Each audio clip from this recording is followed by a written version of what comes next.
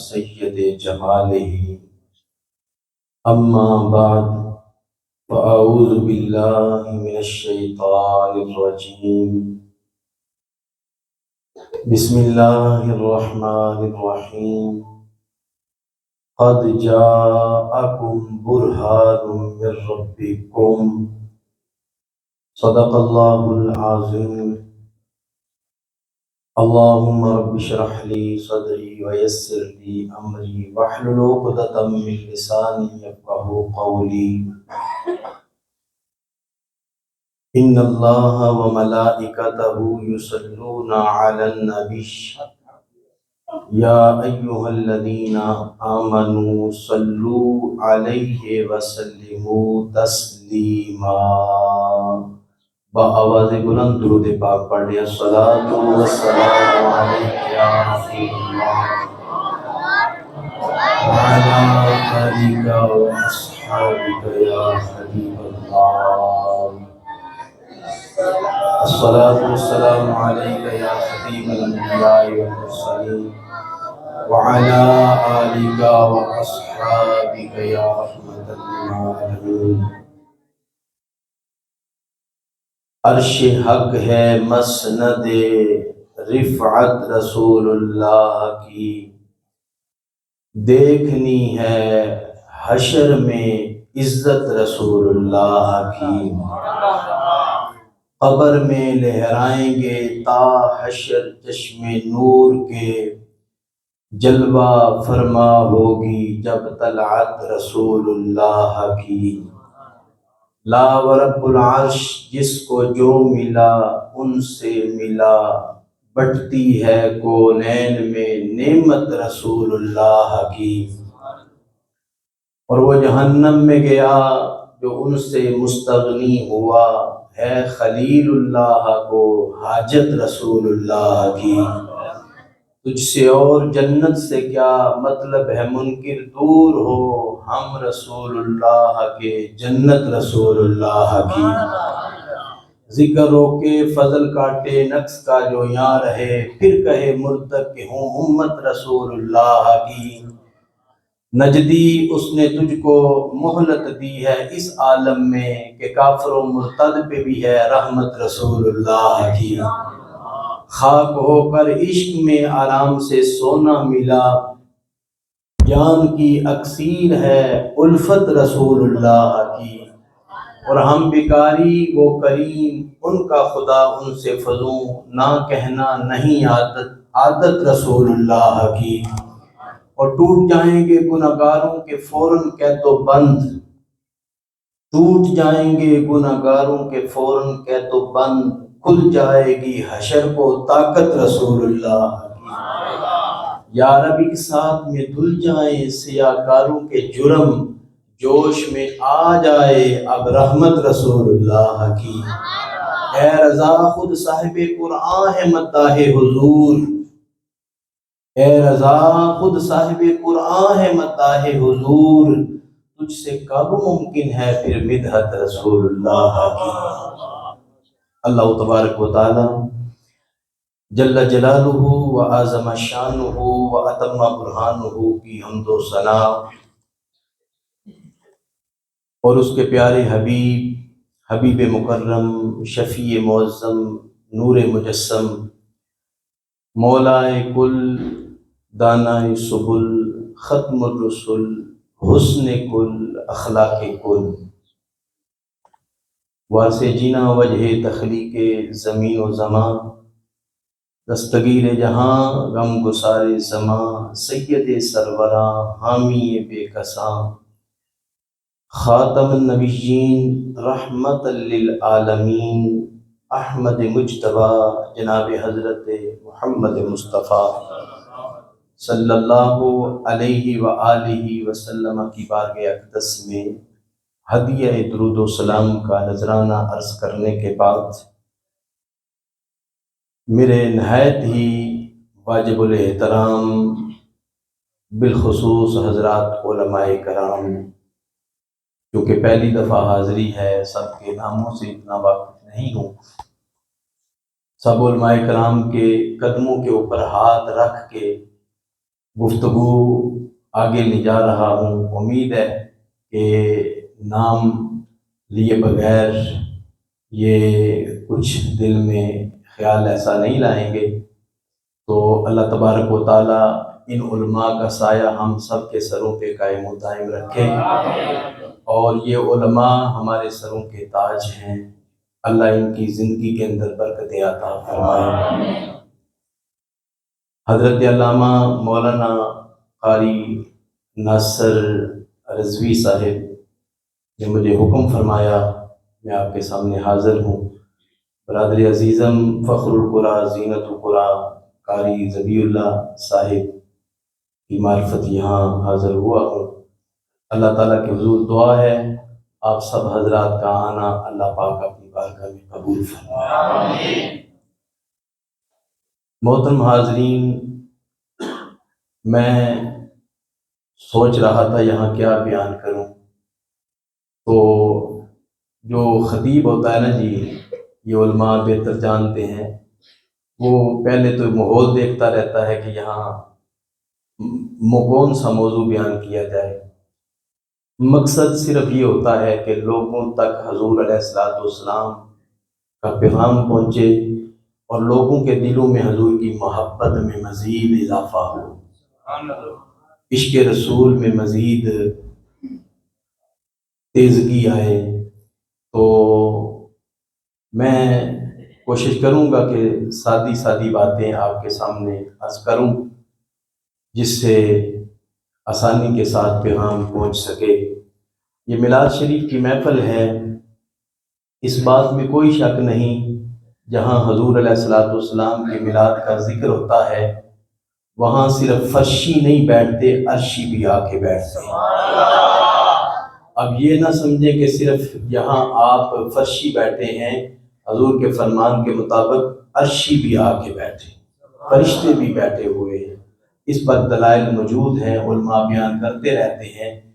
میلاد شریف کی بڑی برکات ہیں۔ حصول برکت کے لیے میں ایک عرض کر دیتا ہوں، کیونکہ آج فتنوں کا دور ہے، لوگوں کو وسوسوں کے اندر مبتلا کیا جا رہا ہے، لیکن میں آج کی بات نہیں کرتا، آج سے 900 سال پہلے کی بات عرض کر دیتا ہوں، جس وقت ہر طرف حضور کے دیوانے ہی دیوانے تھے، حضور سے محبت کرنے والے تھے، اور کوئی ایسا وسوسہ ڈالنے والا نہیں تھا کہ یہ کام نہیں کرنا، یہ کام نہیں کرنا۔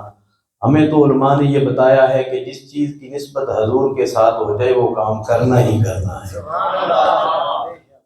حضور غوث پاک رضی اللہ تعالیٰ کے دور کے اندر حضرت علامہ امام المحدثین امام عبد الرحمن ابن جوزی رحمۃ اللہ تعالیٰ علیہ آپ تشریف لائے ہیں۔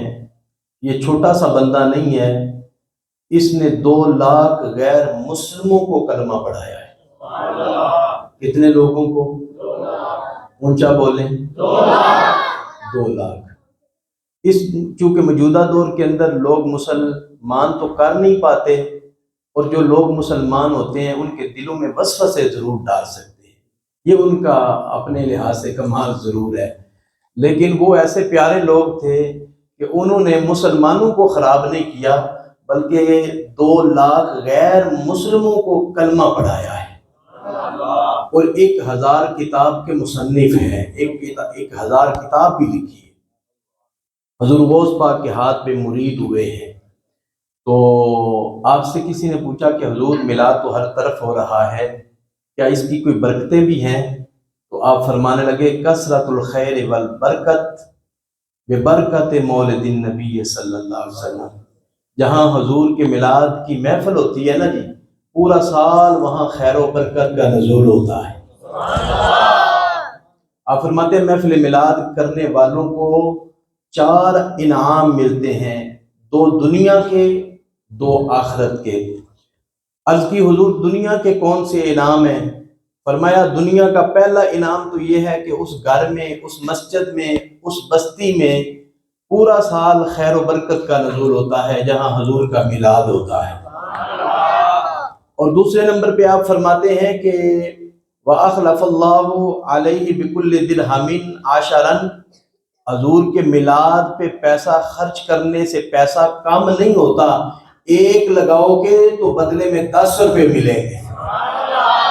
یہ جو پیسے پھینک رہے ہیں یہ دیوانے ہیں نا جی، اور یہ محفل پہ دیگیں بنا کے لنگر بنا کے علماء کی خدمت کر رہے ہیں، اگلے سال ان کے پاس آنا اور پوچھنا کیا رزق کے اندر کمی ہوئی ہے یا پہلے سے زیادہ برکت آئی ہے، یہ پوچھ لینا آگے، یقیناً کہیں گے پہلے سے زیادہ برکت آئی۔ اور دو اخروی فائدے ہیں، امام محدث ابن جوزی فرماتے ہیں اخروی فائدہ کیا ہے؟ حجابا من النار و سترن، میلاد کی آمد کی یہ خوشی بندے اور جہنم کے درمیان میں پردہ بن جائے گی۔ اور دوسرا فائدہ، کان المصطفیٰ صلی اللہ علیہ وسلم لہو شافعا و مشفعا، حضور علیہ الصلوۃ والسلام میلاد کرنے والوں کی شفاعت فرمائیں گے۔ بتائیں اس سے بڑے انعام ہیں۔ آپ نماز عشاء کے بعد سے قرآن پاک کی الحمدللہ غالباً میری موجودگی میں 3 تلاوتیں ہوئی، 3 تلاوتیں ہوئی۔ قرآن پڑھا کریں، قرآن یہ ہمارے پاس بہت بڑا خزانہ ہے، بہت بڑا خزانہ ہے، اس کو چھوڑ کر ہم کامیاب نہیں ہو سکتے۔ حضور علیہ الصلوۃ والسلام کے ایک صحابی کا وصال کا وقت آ گیا تو صرف 1 گھنٹہ باقی رہ گیا، اللہ پاک نے فرمایا پیارے جبریل میرے محبوب کی بارگاہ میں جا کے کہہ دیں کہ اس غلام کا صرف 1 گھنٹہ باقی ہے، اسے بتا دیا جائے۔ حضور علیہ الصلوۃ والسلام نے بتا دیا، فرمایا تیرے مرنے میں 1 گھنٹہ رہ گیا ہے۔ یقیناً اگر آپ کو بھی بتایا جائے، مجھے بھی بتایا جائے تو میں خیال کروں گا یار میں علماء سے پوچھوں، قبلہ مفتی صاحب سے پوچھوں کہ جناب بتائیں میں کون سا عمل کروں تو اللہ تعالیٰ زیادہ خوش ہوگا، حضور زیادہ راضی ہوں گے۔ یقیناً یہی بات ہے نا، ہر دل میں یہ بات آئے گی۔ تو جس صحابی کو حضور نے یہ بتایا کہ تیرے مرنے میں 1 گھنٹہ باقی رہ گیا ہے تو اس نے فوراً آگے سے یہی عرض کیا کہ حضور بتائیں کون سا عمل کروں جس عمل کے بدلے اللہ بھی راضی ہو جائے، اللہ کا محبوب بھی راضی ہو جائے۔ تو حضور نے بتا کیا فرمایا؟ قرآن پڑھنا شروع کر دے۔ قرآن کی تعلیم دینی لینی یہ بہت بڑا انعام ہے۔ خیرکم من تعلم القرآن وعلمہ، میری امت میں جو قرآن پڑھنے والے ہیں، جو قرآن پڑھانے والے ہیں وہ بہتر ہیں۔ ایمان سے بتائیں ہم تو خود بہتر بنے ہوئے ہیں نا، بہتر تو وہی ہے نا جسے حضور بہتر فرمائے۔ اس لیے اپنے بچوں کو قرآن کا قاری بنائیں، قرآن کا حافظ بنائیں، قرآن کے ساتھ محبت کریں، خود بھی نماز فجر کے بعد قرآن پاک کی تلاوت ضرور کیا کریں۔ اس موجودہ دور کے اندر چونکہ موبائل کا دور ہے، یہ سارا دن میں نوجوانوں کو دیکھتا رہتا ہوں کہ وہ میسج پڑھتے ہیں، فیس بک کھولتے ہیں، یوٹیوب کھولتے ہیں، کئی بار کھولتے ہیں، لیکن نہیں کھلتا تو قرآن نہیں کھلتا۔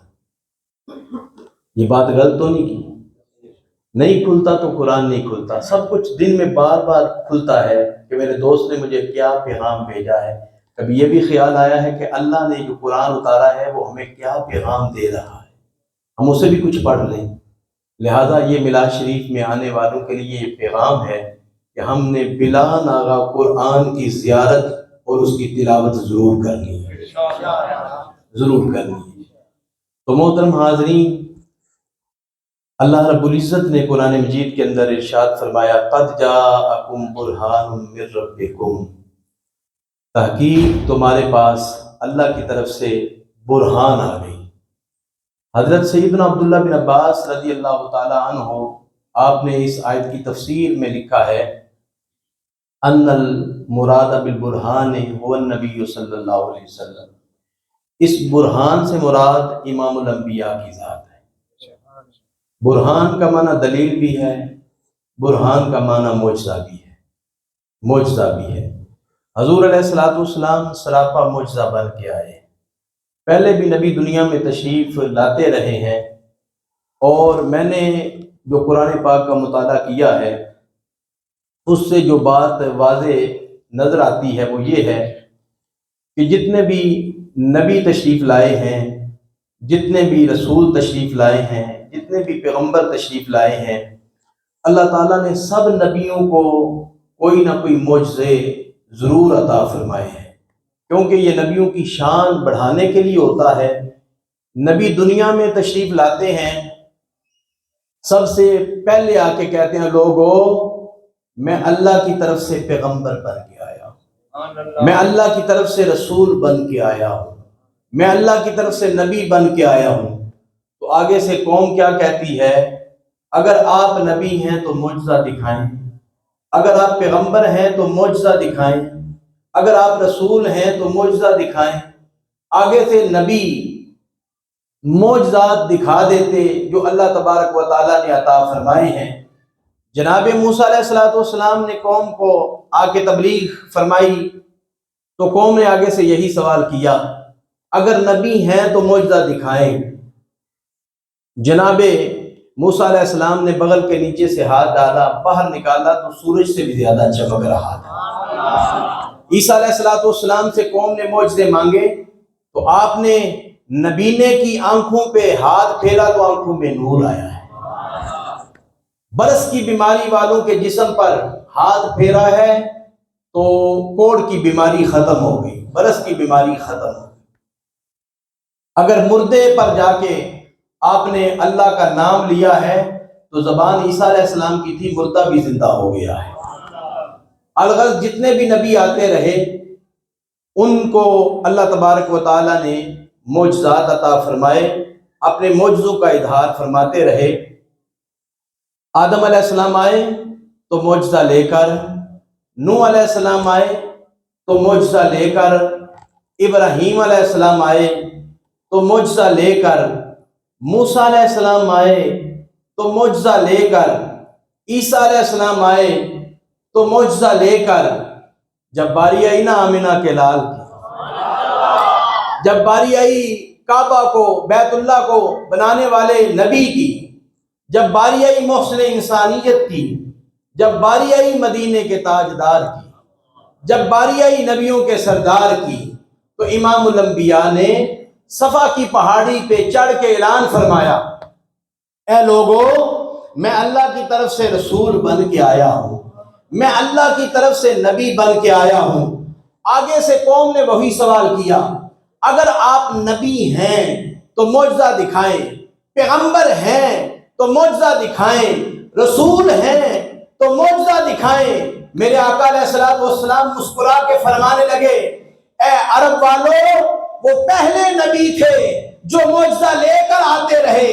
آدم علیہ السلام معجزہ لے کر آئے، نوح علیہ السلام معجزہ لے کر آئے، ابراہیم علیہ السلام معجزہ لے کر آئے، عیسیٰ علیہ السلام معجزہ لے کر آئے۔ فرمایا میں معجزہ لے کے نہیں آیا بلکہ سر کے بالوں سے لے کر پاؤں کی تلیوں تک سراپا معجزہ بن کے آیا۔ نعرہ تکبیر، نعرہ رسالت، نعرہ حیدری، تاجدار ختم نبوت۔ حضور علیہ السلام کی ولادت معجزہ، بولیے حضور کی ولادت، حضور کا بڑھاپا، حضور کی جوانی، انگلیوں سے پانی کے چشمے جاری فرمانا، امام حسن حسین کو کندھوں پہ بٹھانا، حضور کی شادیاں فرمانا، علی کو بستر پہ سلانا، صدیق کو مصلی پہ ٹھہرانا، میرے نبی کا زمین پہ چلنا، عرش پہ جانا، معجزہ ہے۔ حضور علیہ السلام سراپا معجزہ بن کے آئے، اس انداز میں آئے۔ محبوب علیہ السلام دنیا میں رونق افروز ہوئے۔ جب حضور علیہ السلام آئے تو اللہ پاک نے فرمایا، اے پیارے محبوب، سارے نبیوں کے بعد میں تجھے بھیج رہا ہوں، بڑی بڑی شانیں عطا کی ہیں، بڑا بڑا حسن نبیوں کو عطا کیا ہے، تجھے اس شان سے بھیجوں گا کہ لوگ دیکھتے تجھے جائیں گے، مانتے مجھے جائیں گے۔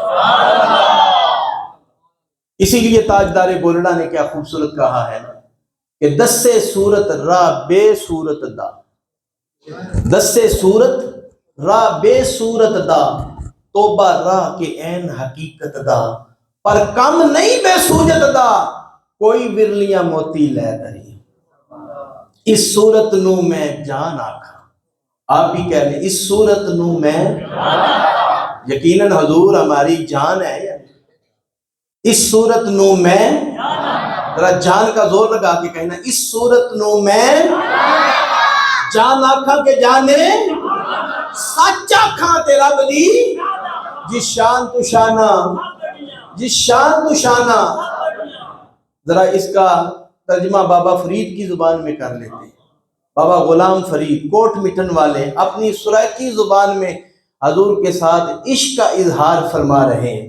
کیا کہتے ہیں؟ یا رسول اللہ مینڈا عشق بھی تو مینڈا یار بھی تو یا رسول اللہ مینڈا عشق بھی تو مینڈا یار بھی تو مینڈا جسم بھی تو مینڈی روح بھی تو مینڈا قلب قبلہ کعبہ مسجد حرم مینڈا مصحف قرآن بھی تو مینڈا دھرم بھی تو مینڈا برم بھی تو میرے حج نمازاں فرض فریضے سوم صلاۃ اذان بھی تو میرا ذکر بھی تو میرا فکر بھی تو میرا ذوق بھی تو وجدان بھی تو میں تے کم کر کہتر آہ کر ادنا ہاں لا شہد لا امکان بھی تو جے یار فرید قبول کرے سرور بھی تو سلطان بھی تو میں مقدی گل مقا دیواں میرا دین بھی تو ایمان بھی تو میرا دین بھی تو بولیے نا میرا دین بھی تو. حضور ہمارا دین ہے حضور ہمارا ایمان ہے حضور نے ہمیں اللہ کا راستہ بتایا ہے. اگر حضور نہ آتے تو ہمیں اللہ کا راستہ کوئی بتانے والا نہ ہوتا. حضور کی وجہ سے ہمیں قرآن ملا ہے حضور کی وجہ سے ہمیں رحمان ملا ہے. تو پھر پیار تو پہلے حضور سے ہوگا نا. پہلے حضور کو مانا جائے گا حضور کو مان کے پھر خدا کو مانا جائے گا. اللہ اکبر. حضور علیہ الصلوۃ والسلام ایسے خوبصورت چہرہ لے کر دنیا میں تشریف لاتے ہیں. اللہ پاک نے فرمایا محبوب تجھے والضحیٰ کا چہرہ عطا کرتا ہوں واللیل کی زلفیں عطا کرتا ہوں ید اللہ کے گورے گورے ہاتھ عطا کرتا ہوں وما رمیتا اذ رمیتا کے پیارے پیارے بازو عطا کرتا ہوں لا اقسم بہذا البلد کے پیارے پیارے قدم عطا کرتا ہوں. عرض کی مولا اتنی شانیں عطا فرما رہا ہے کس لیے؟ فرمایا پیارے مصطفیٰ تم نے سارے نبیوں کے آخر میں جانا ہے اس لیے لوگ دیکھتے تجھے جائیں گے مانتے مجھے جائیں گے. پھر حضور مدینے میں ہیں. اس پر ایک دو باتیں عرض کر کے گفتگو آگے لے کے جا رہا ہوں. مسجد نبوی میں حضور نے نماز پڑھائی ہے. آپ جنگل کی طرف تشریف لے گئے وہ بھی مدینہ پاک کا جنگل ہے. تو سامنے نوکر بیٹھے ہیں اونٹ چرا رہے ہیں. میرے آقا علیہ الصلوۃ والسلام کی ایک اونٹ پہ نظر پڑی تو حضور نے فرمایا یہ اونٹ میں لینا چاہتا ہوں. تو نوکروں نے پہلی دفعہ حضور کا چہرہ دیکھا ایسے دیکھا تو دیکھتے ہی رہ گئے. حضور نے فرمایا یہ اونٹ میں لینا چاہتا ہوں. نوکر کہنے لگے جناب سارے ہی لے جائیں. حضور نے فرمایا ایک ہی لینا چاہتا ہوں اور وہ بھی ادارہ لینا چاہتا ہوں. نوکروں نے کہا کوئی بات ہی نہیں.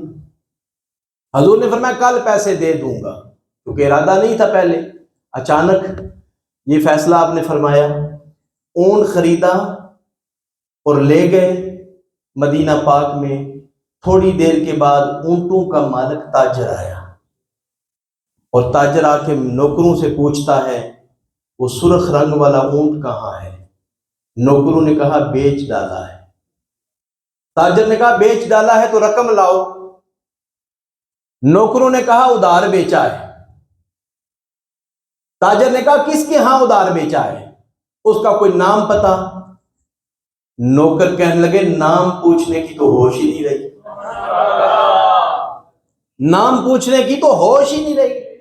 نام تو پوچھا کوئی نہیں. تاجر نے آگے سے پتا کیا کہا؟ نام بھی نہیں پوچھا اونٹ بھی دے دیا ہے. اگر وہ کل نہ آیا تو پھر؟ نوکر کہنے لگے جناب کل نہ آیا تو ہماری گردنیں اڑا دینا. تاجر کہنے لگا عجیب قسم کے نوکر ہو کھاتے میرا ہو گیت اس کے گا رہے. نوکر میرے ہو اور ثناخوانی اس کی کر رہے ہو. آگے سے نوکروں نے کیا کہا؟ کہا ہے ہمارے مالک اے تاجر ابھی تک تو نے نہیں دیکھا، جب وہ کل آئے گا تجھے بھی پتہ لگ جائے گا۔ میرے آقا علیہ الصلوۃ والسلام وعدے کے مطابق دوسرے دن آئے، تاجر سامنے بیٹھا ہے، انتظار میں بیٹھا ہے کہ دیکھتے ہیں کون آتا ہے۔ امام الانبیاء نے جا کے پاس کھڑے ہو کے کہا السلام علیکم۔ ایمان سے بتائیں جس پر حضور سلامتی بھیج دیں وہ غیر مسلم کیسے رہ سکتا ہے؟ وہ سامنے تھا، اس نے تاجر نے ایسے دیکھا نا، دیکھتا ہی رہ گیا۔ حضور نے فرمایا یہ لو پیسے۔ کہنے لگا کون سے پیسے؟ حضور نے فرمایا تیرے اونٹ کے پیسے۔ کہنے لگا میں کون ہوں؟ نوکر آپس میں باتیں کرنے لگے، ہم نے تو اونٹ بیچا تھا، مالک نے اپنا آپ ہی بیچ ڈالا ہے، مالک نے اپنا آپ ہی بیچ ڈالا ہے۔ میرے آقا علیہ السلام نے فرمایا کل میں نے اونٹ لیا تھا، یہ اس کے پیسے ہیں، یہ لے لو۔ نوکر سامنے بیٹھے ہیں، تاجر کی آنکھوں میں آنسو آ گئے، کہنے لگا اے اللہ کے پیارے رسول، یہ پیسے بھی آپ کے ہیں، اونٹ بھی آپ کا ہے، یہ سارے نوکر چاکر بھی آپ کے ہیں، سب کو کلمہ پڑھائیں اور مسجد نبوی میں ساتھ لے کے جائیں۔ میرے آقا علیہ الصلوۃ والسلام کا انہوں نے حسن دیکھا ہے اور سب نے کلمہ پڑھا ہے، اور ہم نے بھی حضور کا حسن دیکھنا ہے۔ دنیا میں نہ نصیب ہوا تو قبر میں تو دیکھنا ہے، نہیں دیکھنا؟ یہ شاہ کے بعد سے لے کر آپ ذکر رسول کیوں کر رہے ہیں؟ تاکہ قبر کے اندر ہم جب جائیں تو حضور کا چہرہ پہچان سکیں، حضور کا چہرہ مقدس پہچان سکیں، اسی لیے ان کا بار بار ہم ذکر کر رہے ہیں۔ اللہ تعالیٰ نے اپنے محبوب کا ایسا پیارا چہرہ بنایا ہے۔ عبداللہ بن سلام یہودیوں کے پیشوا ہیں، گھر سے نکلے، مسلمانوں کے نبی سے مناظرہ کروں گا، یہ بات کروں گا، مناظرے کے اندر یہودی سارے ساتھ ہیں، ان کو اپنے مناظر پہ بڑا گھمنڈ تھا کہ عبداللہ بن سلام بہت بڑا مناظر ہے، کبھی بھی اس نے شکست نہیں کھائی، چلو چلتے ہیں۔ عبداللہ بن سلام مسلمانوں کے نبی سے کون کون سی باتیں کرتا ہے، کون کون سی دلیلیں مانگتا ہے۔ عبداللہ بن سلام آیا، جوتیوں کی جگہ پہ کھڑا ہے، حضور علیہ الصلوۃ والسلام اپنے صحابہ سے بیان فرما رہے ہیں، کتنا حسین بیان ہے۔ حضور فرما رہے تھے او لوگوں کو کھانا کھلایا کر، لوگوں کو۔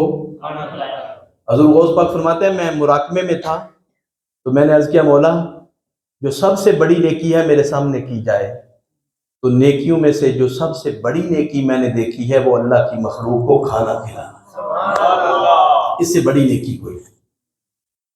تو حضور فرما رہے تھے لوگوں کو کھانا کھلایا کرو، پھر حضور فرما رہے تھے جو بندہ ملے اسے سلام کیا کرو، اور حضور کا یہ فرمان ہے جو سلام میں پہل کرتا ہے وہ تکبر سے بری ہے، اور دوسرا حضور کا فرمان ہے جو سلام میں پہل کرتا ہے وہ اللہ کے قریب ہے، وہ اللہ کے بولیے نا، وہ اللہ کے کون قریب ہے؟ جو سلام میں،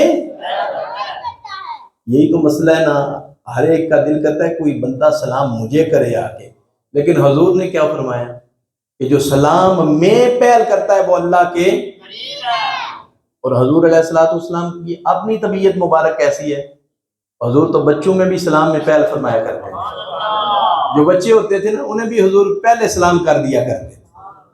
تو حضور فرما رہے تھے کہ لوگوں کو کھانا کھلایا کرو اور سلام میں پہل کیا کرو، اور رات کو اٹھ کے نفل پڑھا کرو۔ یہ تین باتوں کا حضور ذکر فرما رہے تھے۔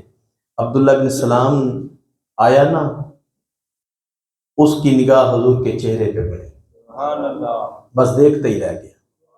یہودی پاس کھڑے ہیں، وہ کہنے لگے اے عبداللہ بن سلام کہہ دینا کہ جھوٹا ہے، کہہ دے، جلدی کر۔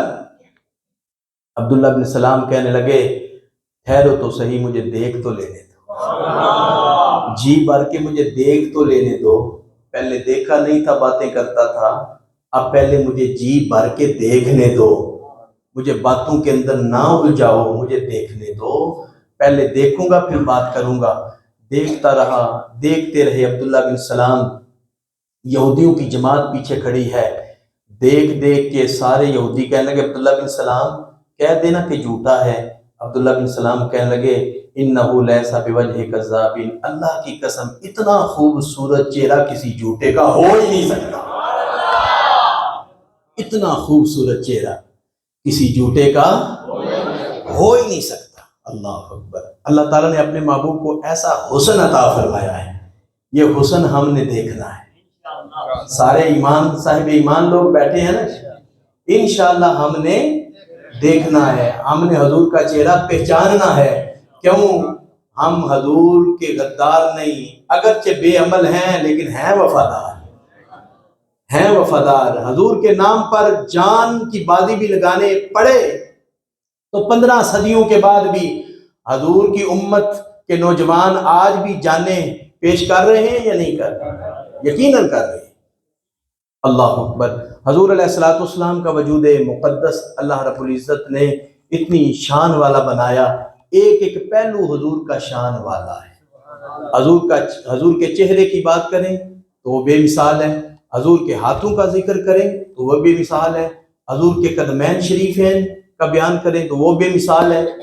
تو حضور چونکہ سراپا معجزہ بن کے آئے ہیں، سراپا جاگ رہے ہیں نا، تو چند باتیں میں نے آپ کے سامنے کرنی ہے۔ حضور سراپا معجزہ بن کے آئے ہیں۔ ابو جہل کا بیٹا اکرمہ ہے، وہ ندی کے کنارے آ رہا ہے تو حضور علیہ السلام کے ساتھ ملاقات ہوئی تو حضور نے فرمایا اکرمہ کلمہ پڑھ لو۔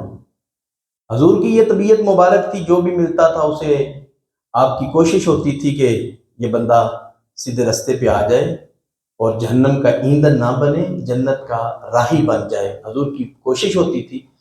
اکرمہ راستے میں ملا تو حضور نے فرمایا اکرمہ کلمہ پڑھ لے۔ تو اکرمہ نے آگے سے پتہ کیا کہا؟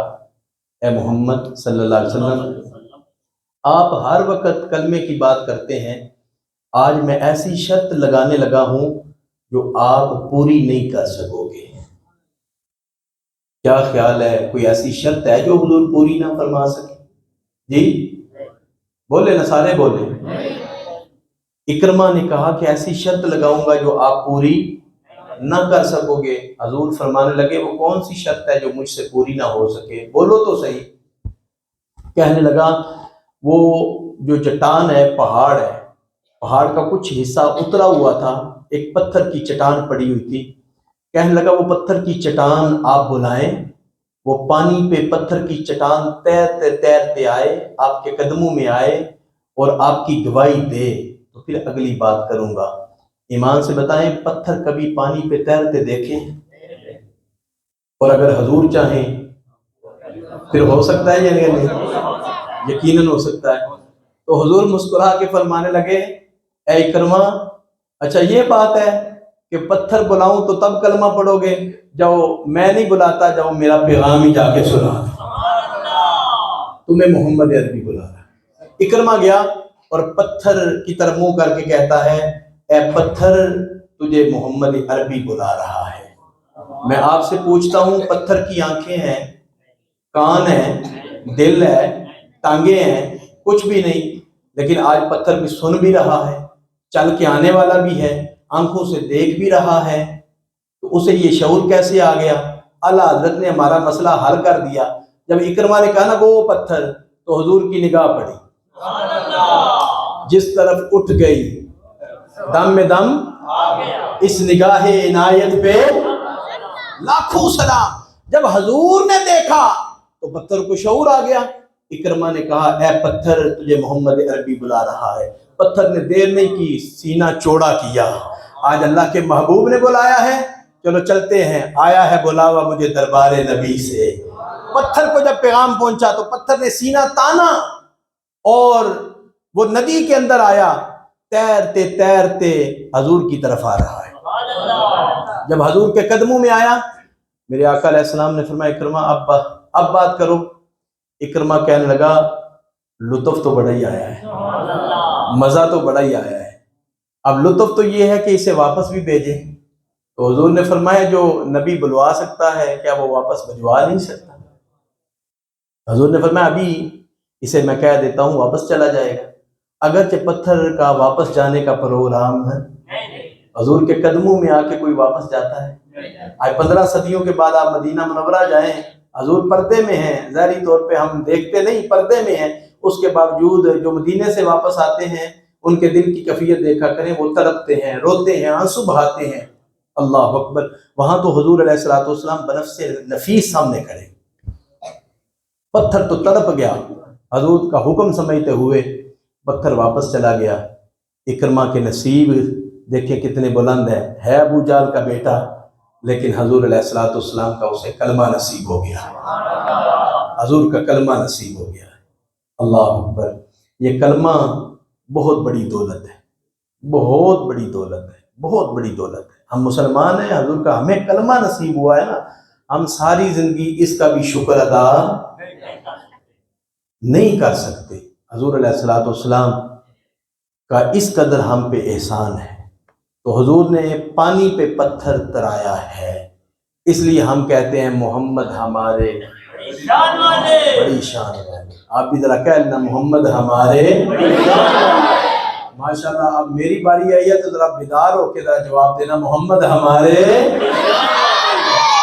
لگاتے ہیں نعرہ ایمان والے، یہ آپ ایمان لگاتے ہیں نعرہ ایمان والے، محمد ہمارے، شان والے، محمد ہمارے، شان والے، محمد ہمارے۔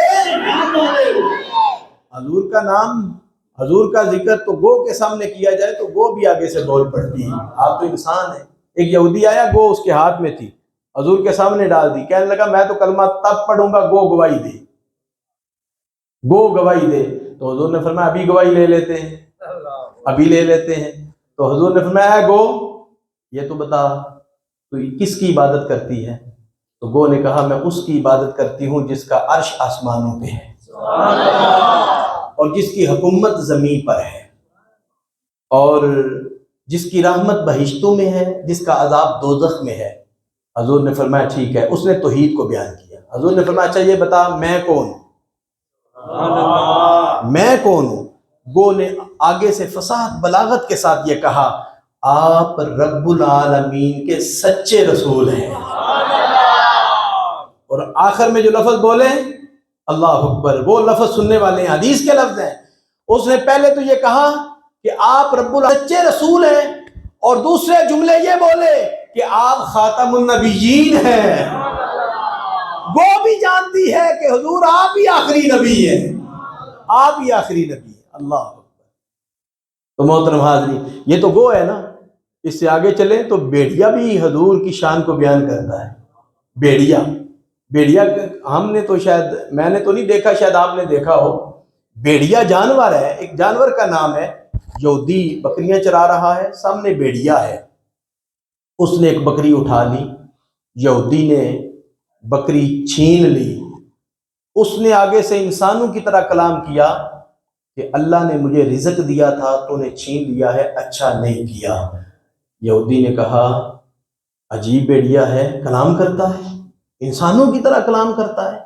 تو اس نے آگے سے پتہ کیا کہا، اس سے بھی عجیب بات نہ سناؤں۔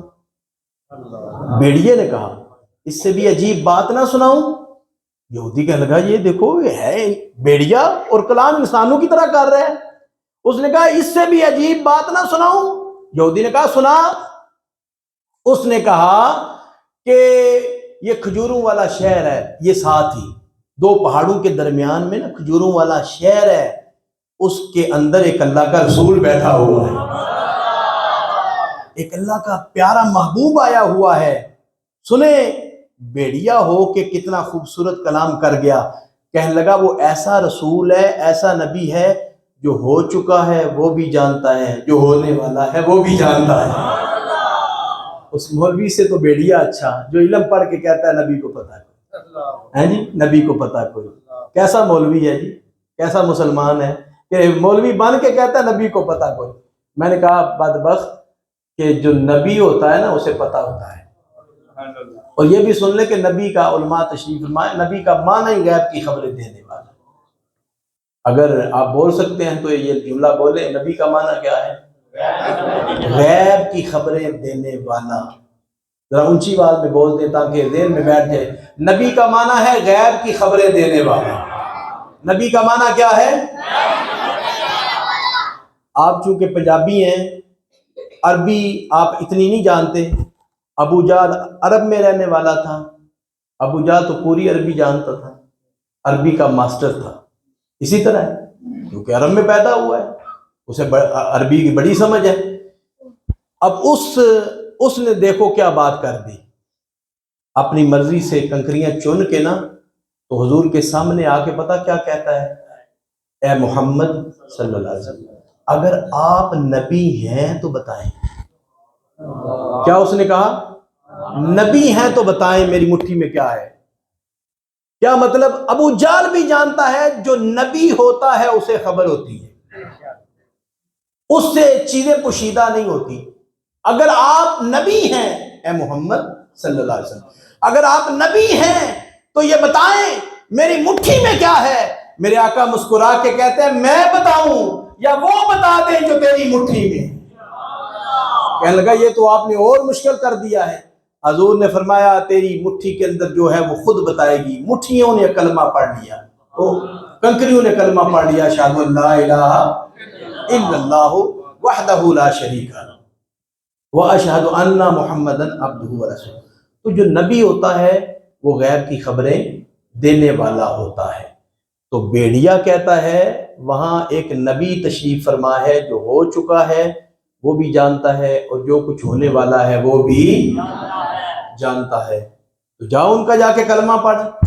اس یہودی نے پتہ کیا کہا، کلمہ تو پڑھتا ہوں، بکریوں کی حفاظت کون کرے گا؟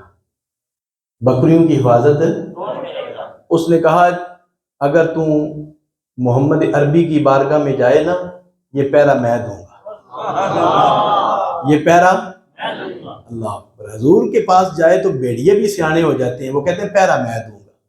تو وہ یہودی تھا، اگر ابھی یہودی ہے بیڑیے کی بات سن کے مطمئن ہو گیا، ساری بکریاں بیڑیوں کے سپرد کر کے چلا گیا.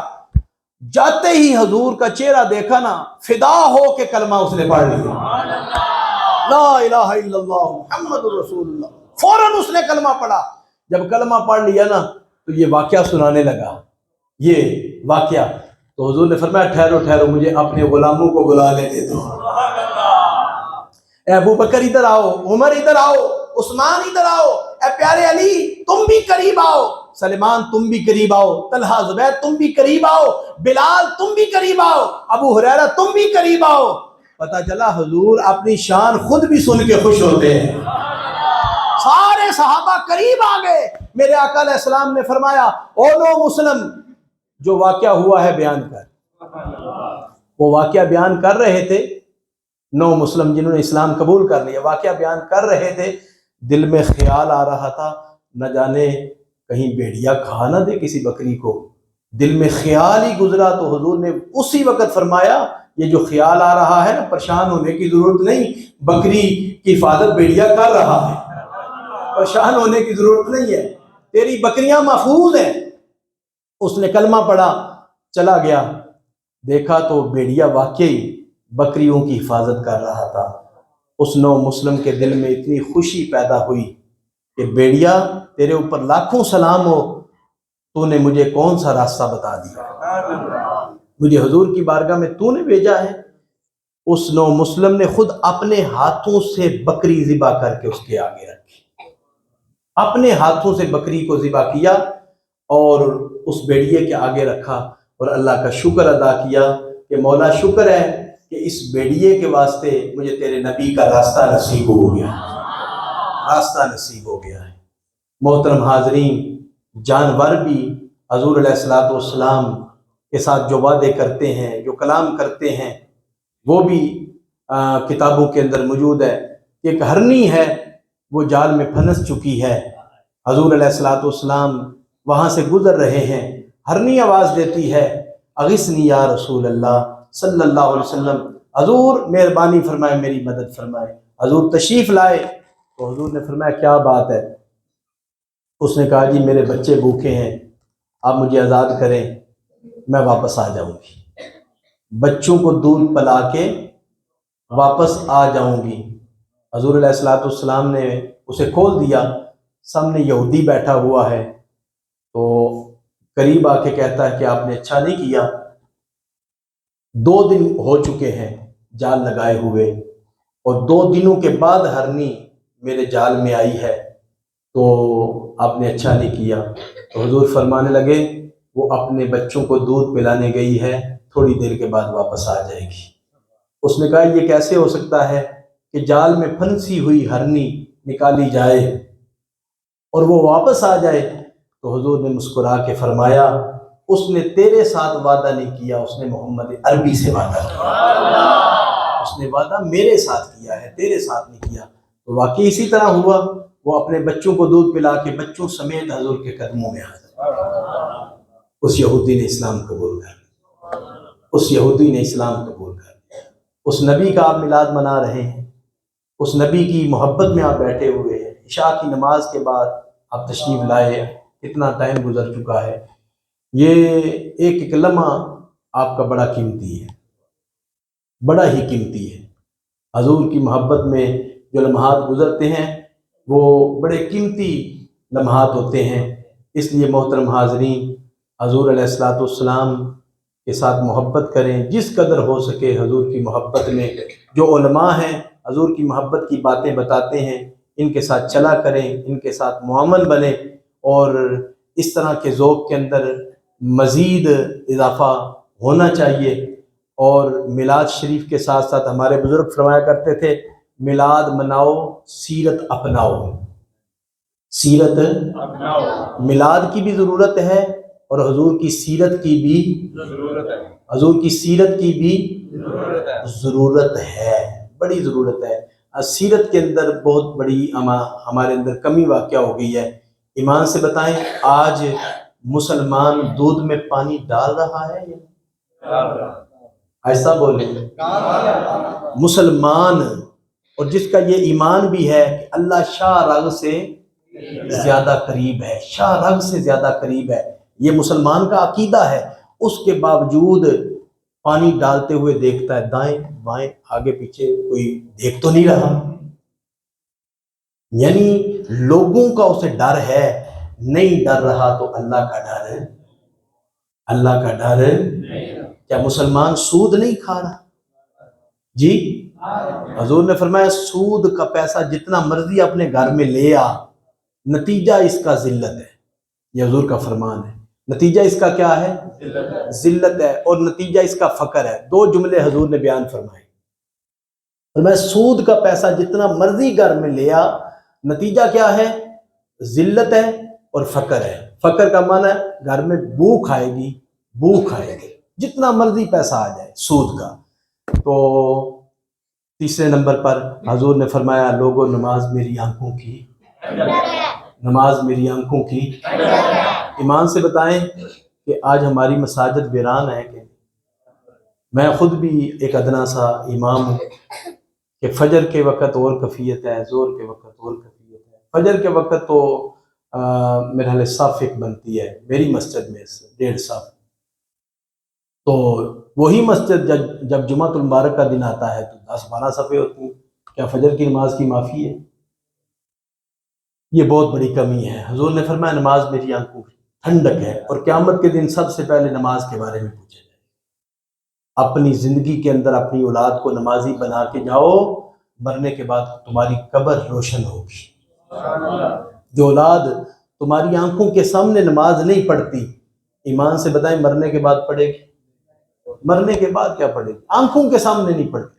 آنکھوں کے سامنے اولاد کو پابند کرو کہ بیٹا نماز پڑھو۔ اس لیے حضور نے فرمایا تھا بچہ 7 سال کا ہو جائے تو نماز کا کہا کرو، 10 سال کا ہو جائے تو نماز نہ پڑھے تو تھوڑی ہلکی پھلکی سزا بھی دیا۔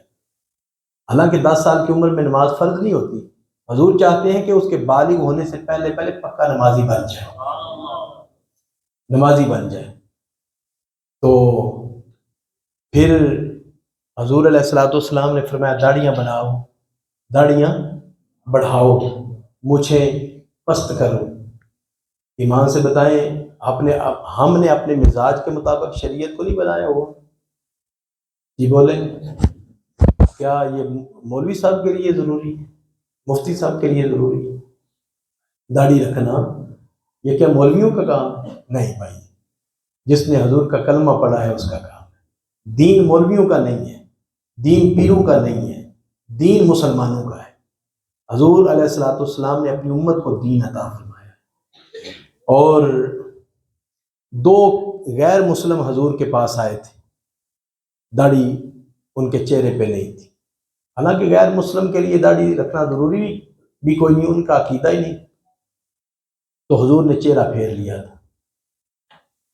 تو حضور نے چہرہ پھیر کے فرمایا کہ تم نے کیا حشر بنا رکھا ہے؟ انہوں نے کہا ہمارا رب کہتا ہے کہ داڑھی نہ رکھو۔ تو حضور نے مسکرا کے کہا میرا رب کہتا ہے داڑھی رکھو، میرا رب کہتا ہے داڑھی فَلَا يُغَيِّرُنَّ خَلْقَ اللَّهِ، اللہ کی تخلیق میں تغیر تبدل نہ کرو۔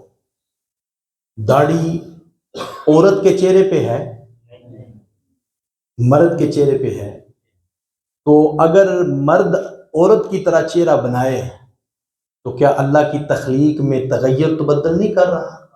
تبدیلی کر رہا ہے نا جی، کر رہا ہے نا تبدیلی۔ تو علماء کرام فرماتے ہیں چھوٹی چھوٹی داڑھی رکھنا تو فرض ہے، چھوٹی چھوٹی داڑھی رکھنا، اتنی داڑھی رکھنا تو فرض ہے کہ بندہ دور کھڑا ہو، سامنے محسوس ہو کہ عورت نہیں کھڑی، مرد کھڑا ہے۔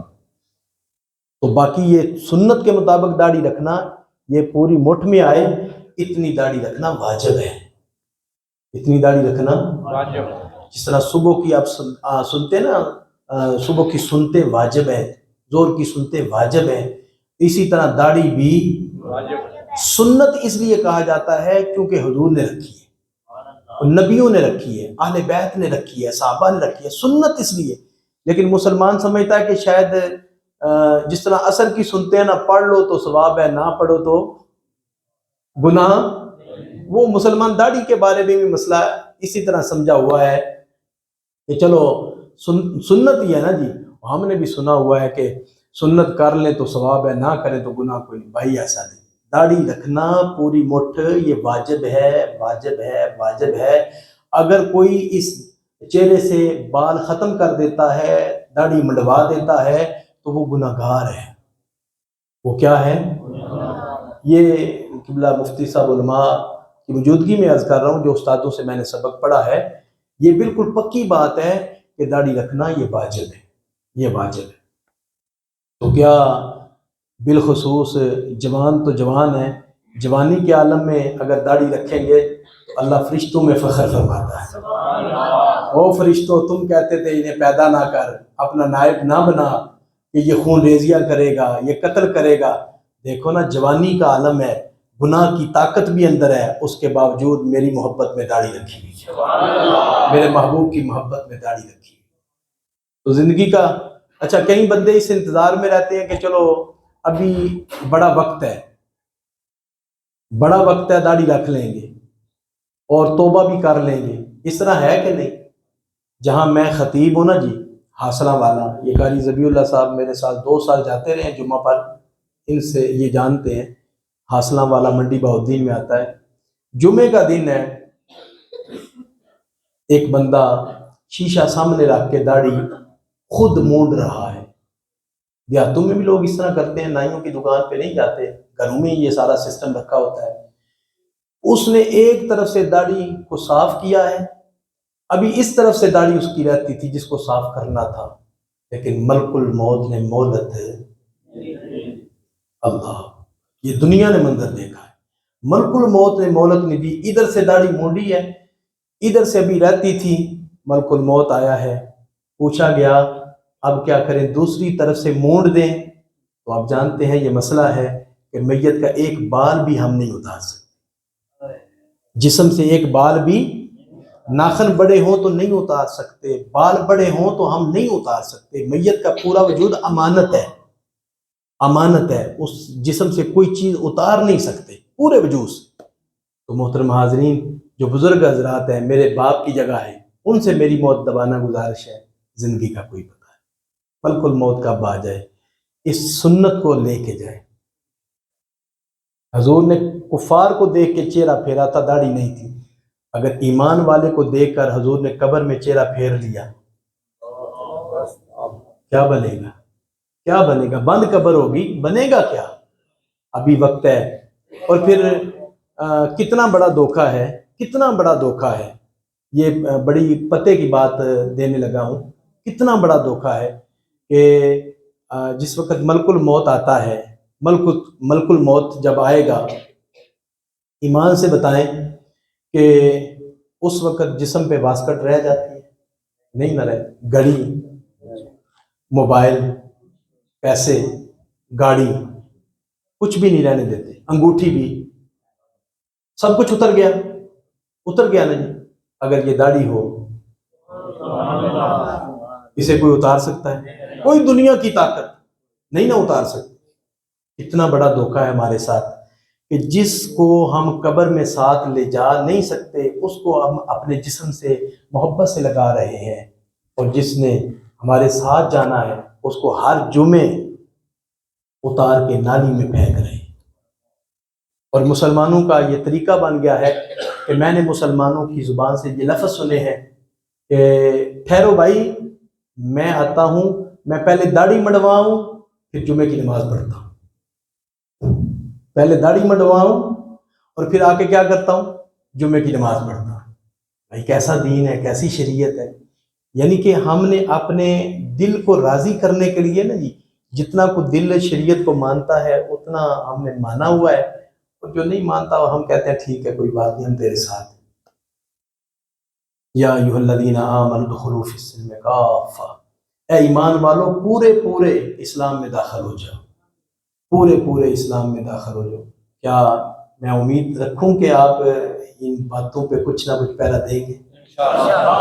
یہ خزانے کی باتیں کی ہیں، اور میں کلمہ پڑھ کے کہتا ہوں لا الہ الا اللہ محمد رسول اللہ صلی اللہ علیہ وسلم، یہ آپ کے نفع کی باتیں، یہ آپ کے نفع کی باتیں ہیں۔ اگر عمل کر لو گے تو نفع کی باتیں ہیں، دنیا بھی سنور جائے گی اور قبر بھی روشن ہوگی، قبر کے اندر بھی سکون ملے گا، سکون ملے گا۔